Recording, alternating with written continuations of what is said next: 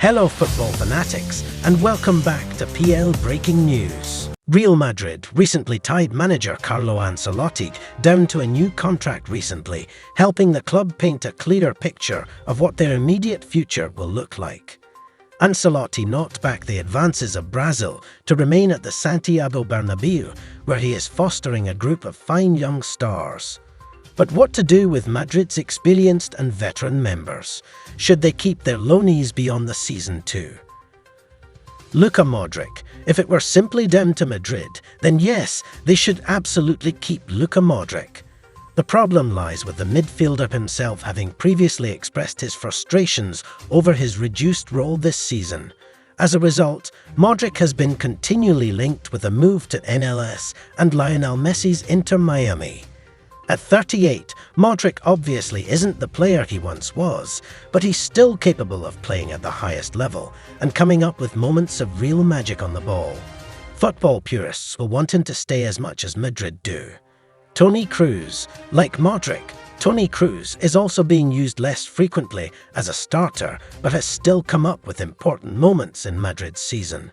There has been criticism in Spain of Ancelotti for playing Kroos and Modric together, considering their lack of physicality and energy nowadays.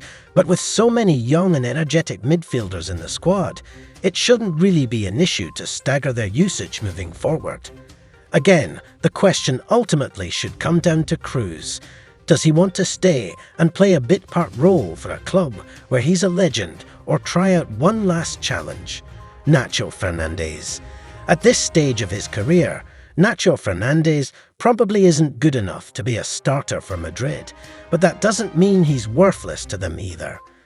As club captain and a versatile defender, there'll still be times even next season where he'll be needed to play some sort of role. He's not redundant despite his decline, while he nicely fills a homegrown spot in the Champions League. Lucas Vázquez. Fullback is definitely an area in which Madrid need to focus on improving in transfer windows to come. Bayern Munich's Alphonso Davies and Bayer Leverkusen's Jeremy Frimpong have both understandably been linked with moves to the Santiago Bernabeu. It might be worth Madrid hanging on to Vázquez for just one more season while any new right-back beds in, at which point he should be allowed to sail off into the sunset and leave as one of the club's most important utility players of all time. Kepa Arrizabalaga. Let's talk loanees. It's slightly embarrassing for Kepa Arrizabalaga that he was meant to be Madrid's saviour between the sticks this season after Thibaut Courtois tore his ACL, but has largely been outperformed by the Belgian's previous understudy in Andre Lunin. Reports have already suggested Madrid are unlikely to make Kepa's move from Chelsea permanent, and it's hard to blame them for coming to such a conclusion. Joselu. It is completely surreal that this is a sentence to type in 2024, but Real Madrid should absolutely exercise the €1.5 million purchase clause in Joselu's loan deal from Espanyol. Granted, he's not starter material, but he's a useful target man who has proven not to be completely hopeless this season.